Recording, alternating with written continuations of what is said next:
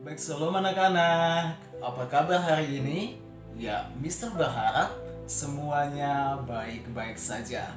Nah, anak-anak, hari ini kembali lagi bersama Mister Jem. Kita sama-sama belajar agama. Nah, anak-anak, sebelum kita belajar, kita berdoa dulu kepada Tuhan supaya Tuhan dapat menolong kita, Tuhan dapat memberkati kita, agar ketika kita belajar dapat kita pahami, dapat kita mengerti dengan baik, oke? Nah, dan nanti Mr. Jem yang akan memimpin kita dalam doa. Nah, baik anak-anak, sikap doa yang baik, lipat tangannya dan tutup matanya, oke? Nah, anak-anak, mari kita berdoa. Terima kasih Tuhan untuk kebaikan-Mu yang Engkau berikan bagi kami hingga pada saat ini.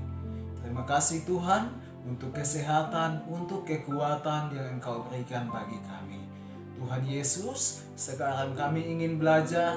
Kami mohon Tuhan berkati kami, Tuhan menolong kami, agar apa yang kami pelajari pada saat ini dapat kami mengerti dengan baik.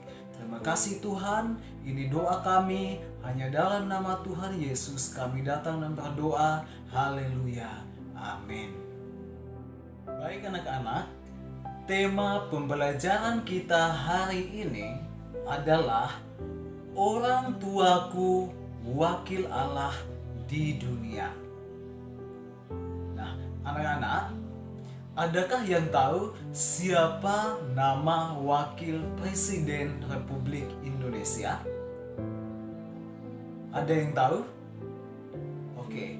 Nama Wakil Presiden Republik Indonesia adalah Bapak K.H. Ma'ruf Amin. Nah, lalu apa tugas Wakil Presiden? Tugas Wakil Presiden adalah membantu Presiden dalam mengatur negara. Terlebih ketika Bapak Presiden tidak berada di tempat, maka Bapak Wakil Presidenlah yang mengambil alih tugas Presiden untuk atau dalam mengatur negara. Oke? Bisa dipahami? Ya. Nah, lalu anak-anak, berbicara tentang wakil, maka dalam kehidupan kita sebagai orang Kristen, orang tualah yang disebut sebagai wakil Allah di dunia. Kenapa? Karena orang tua bertugas untuk mendidik, membimbing anak-anaknya sesuai dengan firman Tuhan atau sesuai dengan nasihat yang Tuhan perintahkan. Orang tua adalah pendidik yang pertama dan yang utama, yang ditugaskan Tuhan untuk mendidik anak-anaknya, untuk membimbing anak-anaknya supaya hidup sesuai dengan firman Tuhan atau sesuai dengan nasihat yang diperintahkan oleh Tuhan. Nah, orang tua sebagai wakil Allah bertanggung jawab langsung kepada Allah dalam mendidik anak-anaknya. Oke, bisa dipahami? Oke, lalu apa tugas orang tua sebagai wakil Allah, Mister? Nah, coba anak-anak buka Alkitab dalam kitab Ulangan pasal yang ke-6 ayat 4 hingga ayat yang ke-9. Di sana anak-anak dapat menemukan tugas orang tua sebagai wakil Allah, yaitu mengajarkan anak-anaknya untuk mengasihi Tuhan Allah dengan segenap hati, dengan segenap jiwa, dan dengan segenap akal budi. Artinya bahwa orang tua bertanggung jawab atau bertugas untuk mendidik anaknya, untuk mengajarkan anaknya sesuai dengan firman Tuhan, atau sesuai dengan apa yang Tuhan perintahkan. Lalu, kapan orang tua dapat melakukan tugas itu?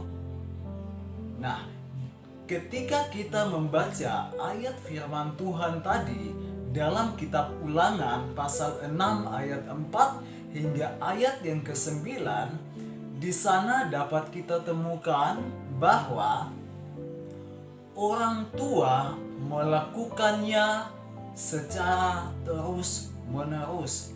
Artinya bahwa tidak mengenal waktu, secara berulang-ulang.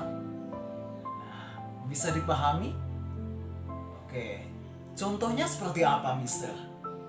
Contohnya, orang tua mengajak anak untuk membaca firman Tuhan, atau orang tua mengajak anak untuk berdoa sebelum makan, atau berdoa sebelum tidur, pergi ke sekolah minggu.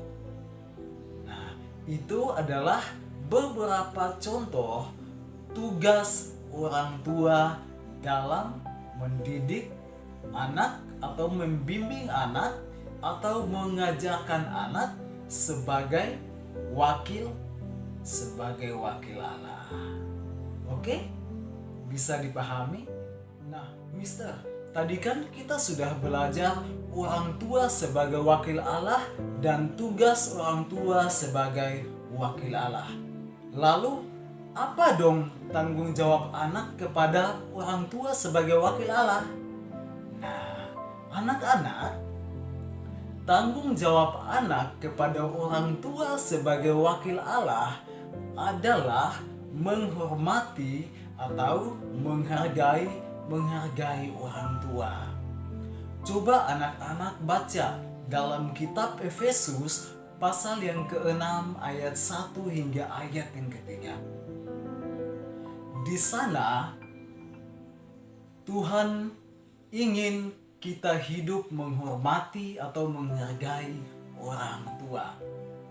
Ketika kita menghargai, kita menghormati orang tua, maka kita akan diberi umur panjang, kita akan berbahagia. Nah, bisa dipahami? Contohnya seperti apa dong, Mister? Contohnya, misalnya dengar-dengaran kepada orang tua atau taat kepada orang tua.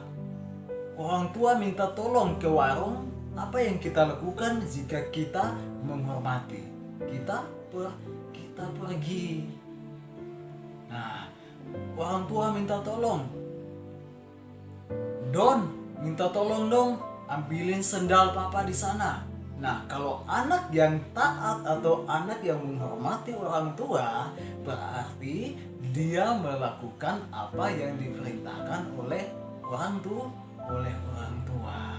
Nah, jadi anak-anak, ketika kita menghargai orang tua, baik itu orang tua kandung atau orang tua angkat, nah, ketika kita menghargai, menghormati, maka di situ kita sudah menghargai Tuhan.